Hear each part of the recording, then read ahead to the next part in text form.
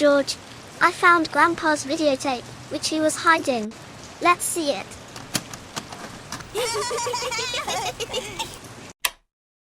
Today Peppa and her friends will meet a new girlfriend. Peppa and George are playing in the yard. I'm so glad. A new girlfriend is coming to us. What's her name? I don't know, Mom said she just moved in. A new pig appears, pale, with dark eyes. Everyone waves, but she doesn't say anything. For a second, a strange glitch, the eyes turn black for one frame.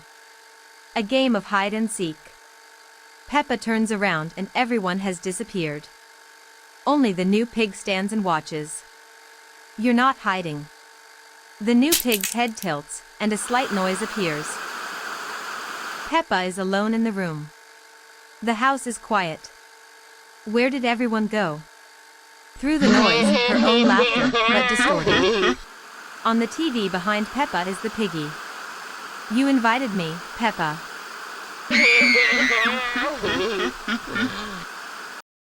It's not scary. It was a quiet, rainy night in Peppa's house. Peppa suddenly woke up to a strange sound downstairs. She grabbed her flashlight and whispered, "George, is that you?" But no one answered. Peppa slowly stepped into the dark hallway.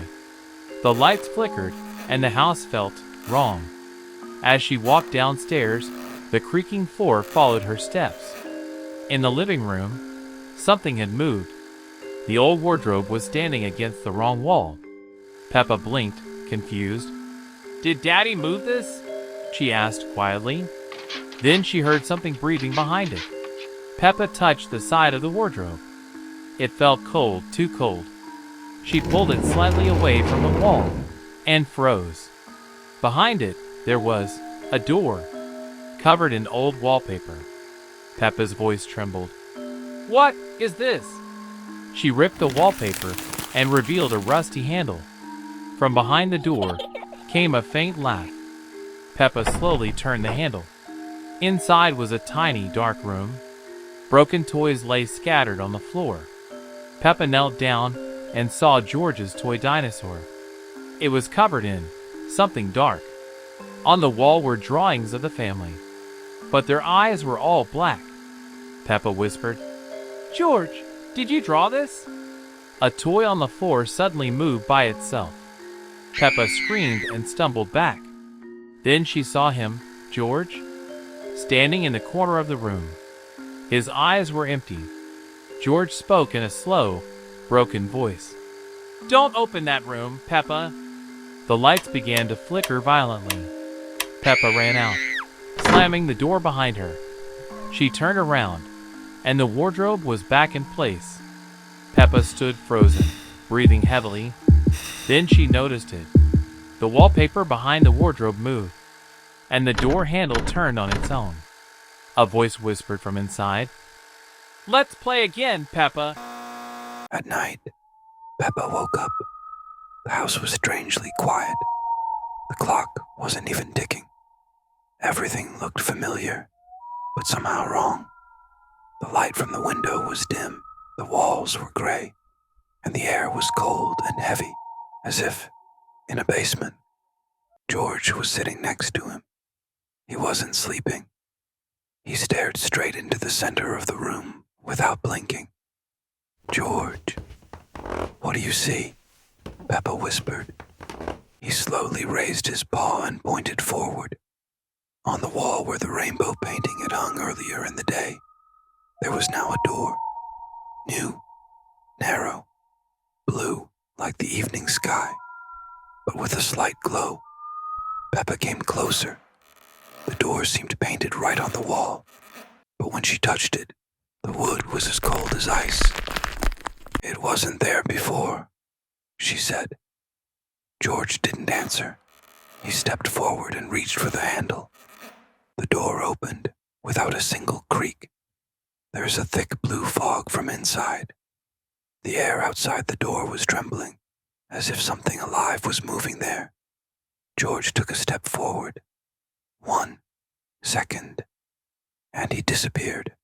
The door closed on its own. Peppa screamed. but the sound seemed to sink into the air. She banged on the door, called for her brother, but she remained cold and mute. A few minutes later, the door opened again. George was standing in the doorway, dirty, matted fur, pale, glassy eyes. "Where have you been?" Peppa whispered. He answered softly in a strange voice. "There are blue rooms. And the shadow. She's waiting." The next night the door appeared again, but now it's in a different place. Sometimes it's in the kitchen, sometimes right by the bed. Peppa tried not to look, but every time it seemed that someone was breathing from behind the door. A soft tapping is heard. It's like someone's waiting for it to be opened. The next morning, the door was gone. George was calm. "Where were you last night?" "What is it?" she asked. He smiled and said, "I'm already home." And then Peppa realized that of all the doors in their house, one should never open now. It was a quiet night in Peppa's house. Everyone was sleeping, except George. He heard a strange sound, bwonk, bwonk. He looked outside the window. In the distance, something was moving between the trees. Two glowing sirens, turning slowly toward him. George froze. Then the sirens went silent. A few seconds later, the sound came from behind him. Peppa woke up. The lights flickered. She whispered, "George, where are you?" Only static answered from the baby monitor.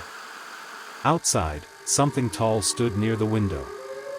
It began to hum again, louder and louder.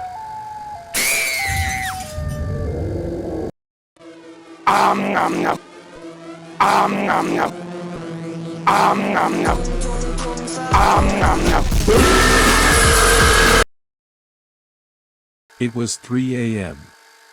Peppa and George couldn't sleep, they were whispering in their room. George said he heard something from the bathroom mirror. Peppa didn't believe him. She giggled and said, "It's just your imagination." But then, the mirror made a sound. Tongue. Tongue. Tongue. Like something tapping from the inside. Peppa slowly walked closer. Her reflection wasn't moving.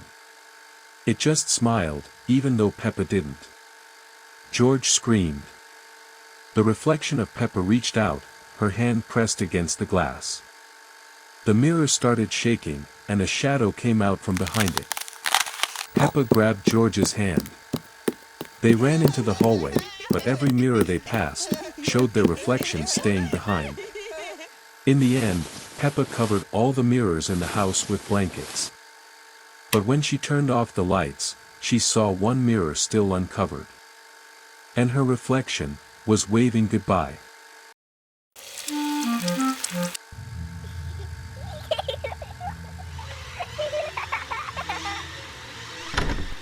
Peppa, dinner's ready.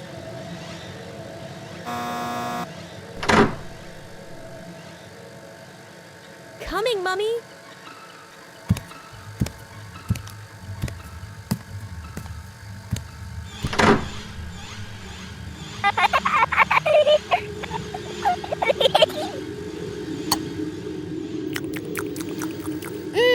Delicious.